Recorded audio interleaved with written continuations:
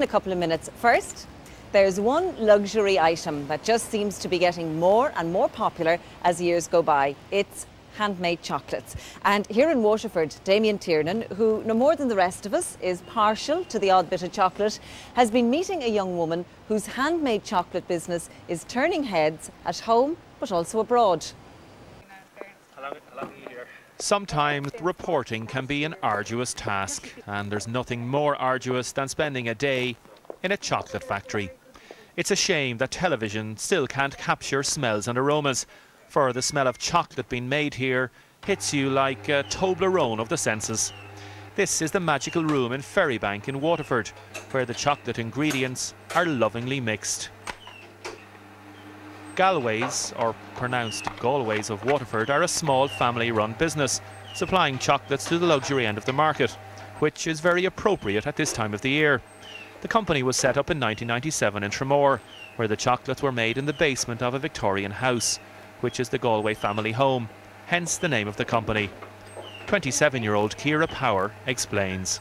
I went to Kentucky for a summer, as I'm very much into horses, and I worked in the stud farm over there for 6 months. Came back then and worked in Coolmore Stud in Feathered, and I worked in the office there for 2 years. And then I heard about this chocolate company for sale, and I always wanted to do something for myself. So it was March 2004 that I took over this company.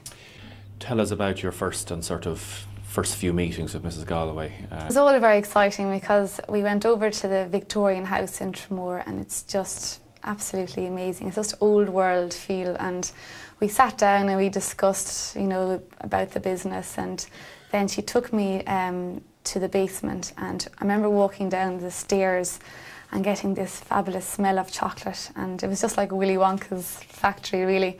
So she just showed us the basics, and I was just hooked immediately. What about the secret ingredient? There is a secret ingredient. The Gallwey family actually made whisky previously to making the chocolates, and it's a very old blend of whisky, and we still use it in our chocolates. But there is a secret ingredient, and the whisky supplier is also not known to anybody, only myself. And basically, it was handed over to me in March of last year. What did she say to you? She basically brought me into the basement, and we were moving out the machinery, and she said, "Well, Ciara, I have to tell you about the secret ingredient." And I was so excited. It was almost like the Coca-Cola, being handed over. And she said, "Ciara, this has never left the Gallwey family, and now this will be your secret." And just as she was telling me about the secret ingredient, her husband called her, and she said, "Mike, please don't come in because I'm talking to Ciara." And I said, "You didn't even tell your husband?" And she said, "Oh no," she said, "I never told anybody, and don't you ever tell anybody." So, is everything going okay? All right, good. Christmas party is booked anyway for Saturday night. Oh, that's great. Yeah. What's on the menu? Oh, all nice things now. So, anyway, it'll be a nice night out after all our hard work. And it has been hard work for Ciara, who starts at 7:30 every morning and works very late, and she didn't take a wage for 6 months. But it's also been rewarding work. She's already won 2 prestigious Great Taste Awards in London, as well as other awards.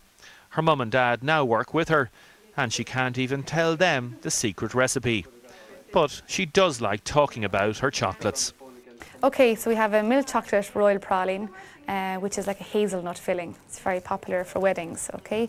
And then we have the white chocolate Irish coffee truffle with a rich coffee and a bit of whiskey. Astra now and What I want to do is actually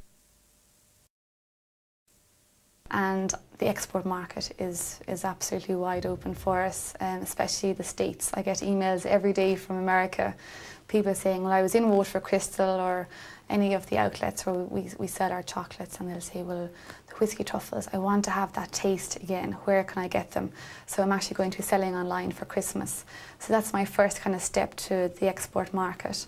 We're currently supplying to some smart delis in London and some shops in France. So let's just increase that first. I think I'll take each step as it comes. The worst thing a small company can do is grow too big too soon, so we'll take it in our stride, yeah.